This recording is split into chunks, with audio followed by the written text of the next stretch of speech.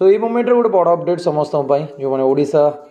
public service commission रो civil service exam दबाक जाऊँगी यही वर्षर preliminary examination जोटा 12 तारीख को होबाकु थिला 12 तारीख रे होउची किछि दिन आगु चली यहाँ कि पोस्टपोन हम मुझे शुणी से मुझे जनई कि पोस्टपोन हो पारे कहीकि बट